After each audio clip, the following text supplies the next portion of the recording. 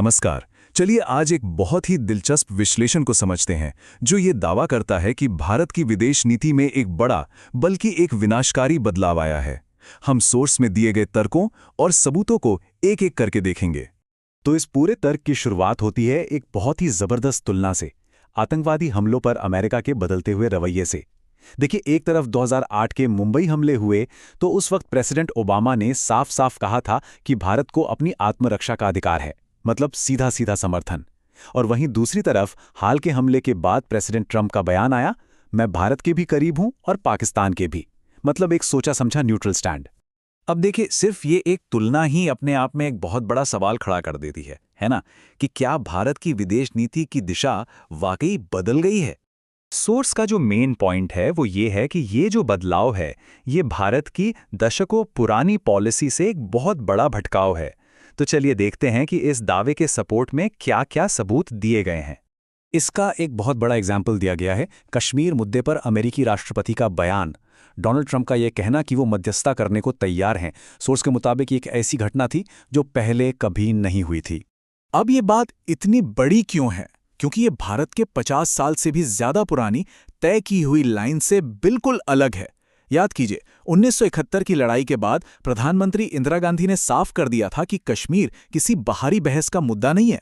और फिर 1972 के शिमला समझौते ने तो इसे पूरी तरह से भारत और पाकिस्तान के बीच का द्विपक्षीय मामला बना दिया था। और अब ट्रंप सार्वजनिक तौर पर मध्यस्थता की बात कर रहे हैं। लेकिन बात सिर्फ यहीं खत्म नहीं होती। सोर्स का तर्क है कि ये कोई एकाध घटना नहीं है, बल्कि ये एक बड़ा ट्रेंड है और इसका असर खासकर हमारे पड़ोसी देशों के साथ रिश्तों पर दिख रहा है। इसमें कई उदाहरण दिए गए हैं, जैसे चीन के साथ बॉर्डर पर जो तनाव है वो तो है ही, फिर बांग्लादेश जो बड़े बड़े निवेश के लिए चीन की तरफ देख रहा है।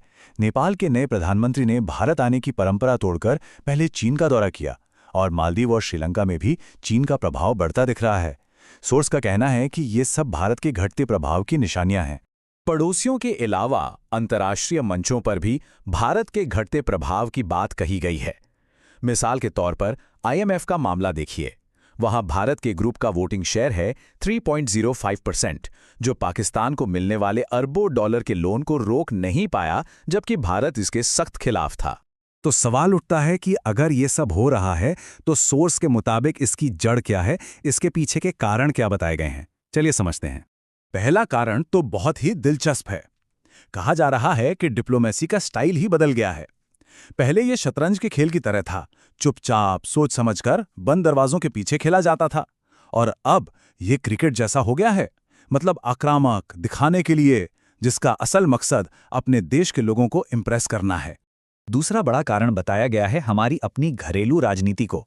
मतलब घर के मुद्दे अब बाहर जाकर समस्याएं खड़ी कर रहे हैं, चाहे वो कुछ नेताओं के भड़काऊ बयान हों जिनसे खाड़ी देशों में नाराजगी फैली, या फिर सोशल मीडिया पर होने वाली ट्रोलिंग जिसने अंतर्राष्ट्रीय स्तर पर मुश्किलें पैदा कर दी।